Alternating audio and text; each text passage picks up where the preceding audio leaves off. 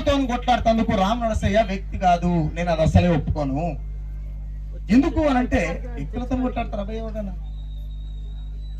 కోయిలమ్మ ఓ కోయిలమ్మ మళ్ళొస్తానని తిరిగి రాడాయనమ్మా.